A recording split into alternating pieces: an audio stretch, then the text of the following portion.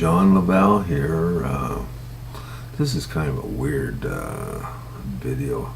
The chance of this ever happening is probably near zilch, but I'll tell you what you shouldn't do if it were to happen to you or say somebody else. You may remember that you saw this video and do the right thing. So that's why I'm throwing this thing out there. It's crazy, but anyways, here we go.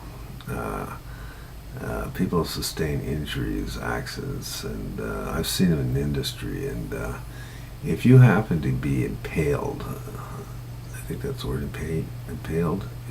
Anyways, if you happen to have your body punctured by, say, a metal object or a wooden object, say it went into your stomach somehow.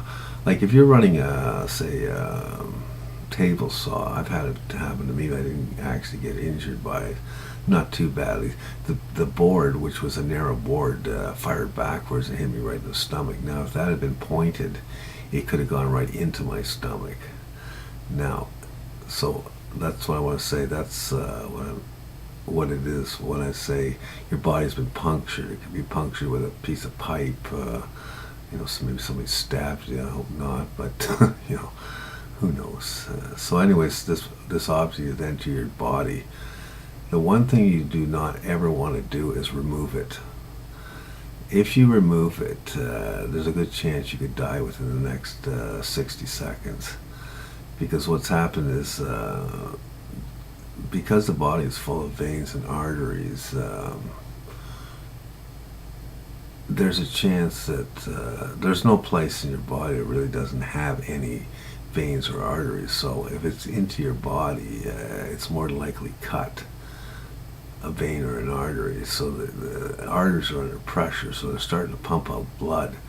So as long as that object is there, it almost acts as a plug.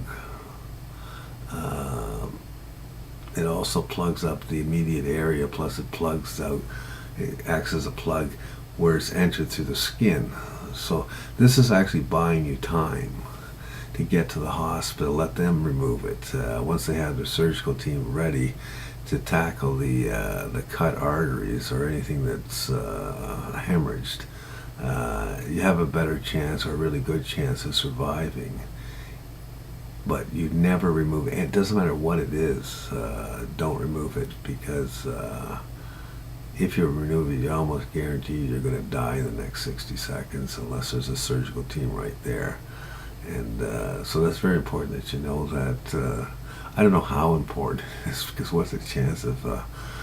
I can give you a couple of cases I've seen. There was this fella that was... he was a gardener. Like, you hired him to come.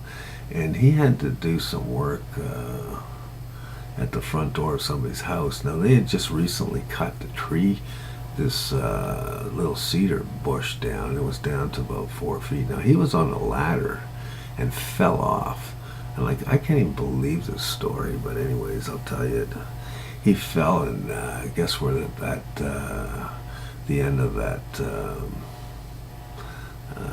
stump, or whatever you want to call it, it was 4 feet high, went right through his you-know-what. And it went right up, all the way up to his heart. And they had to come there and cut the thing off, right? Obviously, they had to cut it off. I mean, this guy's in hell.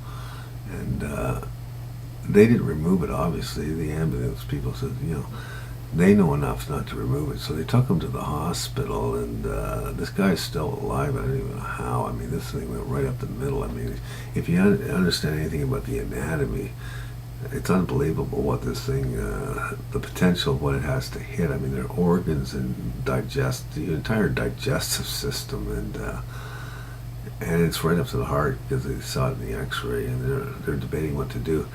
And what they ended up doing is they figured they can't pull it back out, because they just killed the guy. And you may as well just kill the guy and not bother pulling it out. So what they decided to do is it has to be done in 3 pieces. So they went down down where the bladder is and cut it there, and then just removed to maybe 3 inches or 4 inches.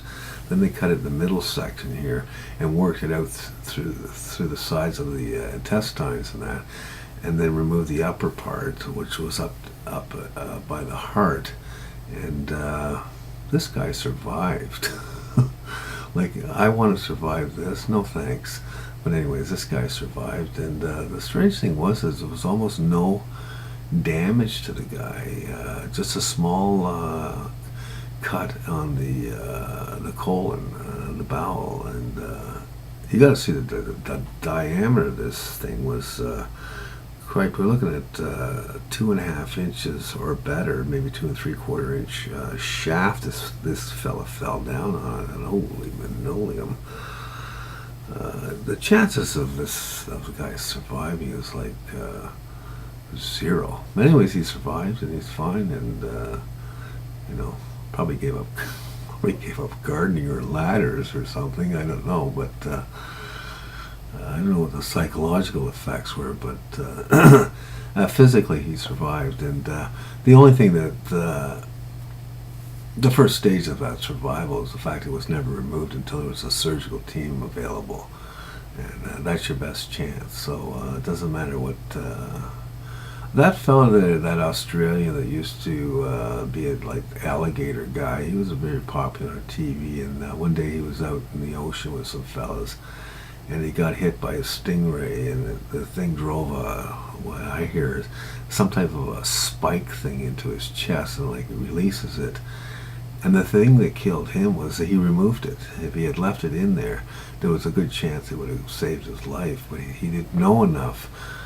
Your first response is get this thing out of me, and that was his first response, not having enough education to know that leave it in. Anyways, he bled to death, his heart hemorrhage, but it wouldn't have had this thing still been in it because it was acting as a plug. And he removed the plug, and then the blood just drained out, and he lost blood pressure, and he was dead within. I don't think it took very long to kill him. And anyways, there are many cases where people have, if they leave it in, they got a really good chance, or a decent chance of surviving. But apparently, anybody pulls anything out, you're basically that's it.